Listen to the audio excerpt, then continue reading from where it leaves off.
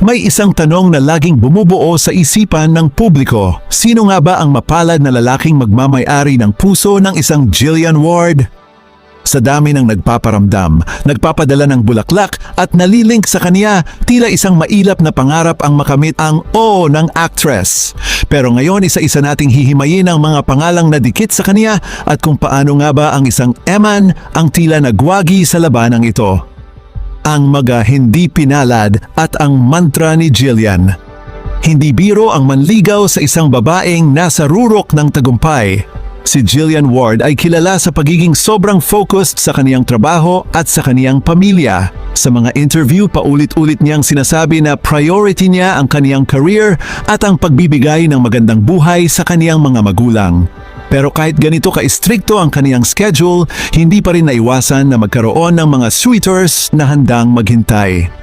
Maraming mga aktor, model at kahit mga non-showbiz personalities ang nabalitang nagtangkang kumatok sa puso ng actress. May mga pagkakataon na may mga nagpapadala ng dambuhalang bouquets ng bulaklak sa set ng kaniyang mga taping, lalo na noong kasagsagan ng abot kamay na pangarap. Ang ilan sa mga ito ay mga kasamahan din niya sa industriya na tila nahulog sa kaniyang charm habang nasa trabaho. Ngunit ayon sa mga insiders, mahirap talagang pasukin ang kuta ni Jillian dahil bukod sa kaniya, kailangan mo ring dumaan sa butas ng karayom o sa kaniyang mga protective parents.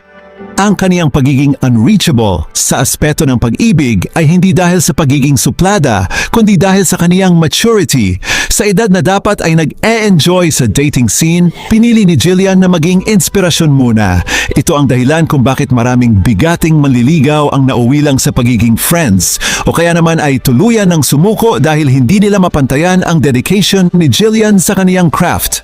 Ang mga lalaking ito, kahit mayayaman at gwapo, ay tila kulang sa X-factor na hinahanap ng actress. Ang pressure ng showbiz love teams. Sa mundo ng showbiz, madalas na ang panliligaw ay nagsisimula sa screen. Maraming fans ang umaasa na ang mga katambal ni Jillian ay magkatuluyan sa totoong buhay.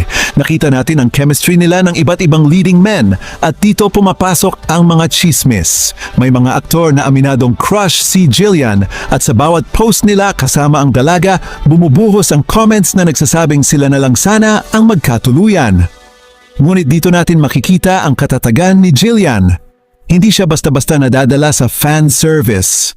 Bagamat sweet siya sa kaniyang mga katambal, laging may hangganan ang lahat. May isang aktor pa nga na nabalitang talagang todo effort sa panliligaw. Binibigyan siya ng mamahaling regalo at laging nakaalalay sa kaniya sa mga events. Pero sa huli, nanatiling best